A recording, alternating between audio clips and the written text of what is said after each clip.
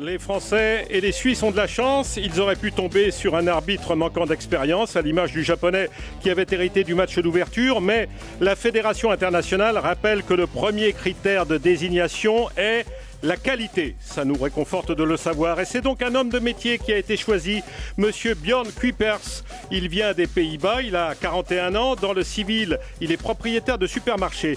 Son père déjà était arbitre et il lui a transmis le goût du sifflet. Monsieur Kuipers est international depuis 2006. Cette année, il a dirigé la finale de la Ligue des Champions au mois de mai entre l'Atlético et le Real Madrid. L'an dernier, on lui avait aussi confié la finale de la Ligue Europa. Bref, il a l'habitude du gros gibier. Il connaît bien aussi les deux adversaires de ce soir, la France et la Suisse, qu'il a arbitré pendant les éliminatoires de l'Euro et du Mondial. Et avec M. Kuipers, les deux équipes ont gagné, ce qui ne sera évidemment pas possible ce soir. Alors, ça sent peut-être le match nul, comme l'envisageait dès Europe Midi notre ami Raymond Domenech. On verra ça avec au sifflet. Donc, M. Kuipers, qu'on connaît bien grâce à vous maintenant, Dominique Bressot. La Coupe du Monde, ça déchaîne les passions, mais aussi parfois des drames. En Belgique, d'abord, où l'équipe nationale s'était imposée face à l'Algérie au terme d'une rencontre à suspense, le but de la victoire n'étant marqué qu'à 10 minutes de la fin.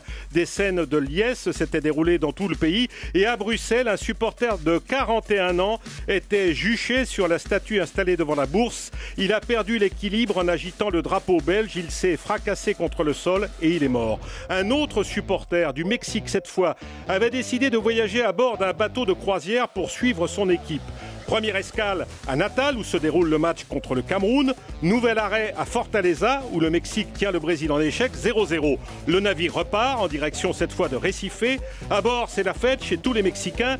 Le résultat nul contre le Brésil est célébré comme une victoire. Un supporter de 29 ans, en état d'ébriété selon l'équipage, se lance alors un défi stupide.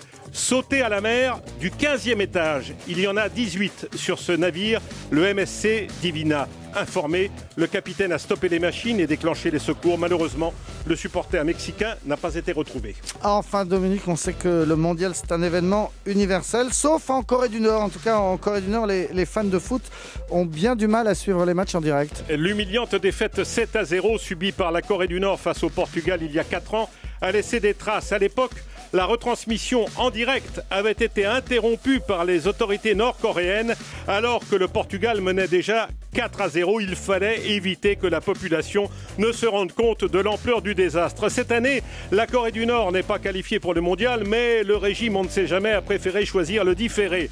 Les matchs sont donc diffusés en général avec 35 heures de retard, mais un effort particulier a été fait pour Angleterre-Italie, proposé seulement avec 24 heures de décalage. Paradoxalement et de manière tout à fait inexplicable, on a pu suivre en direct la première rencontre jouée par l'ennemi voisin, la Corée du Sud, et qui s'est terminée par un nul face à la Russie. Mais évidemment, rien ne garantit que pour la suite, en cas de domination et de victoire éventuelle des Sud-Coréens, les écrans ne soient pas à nouveau brouillés, forcément uniquement pour des raisons techniques.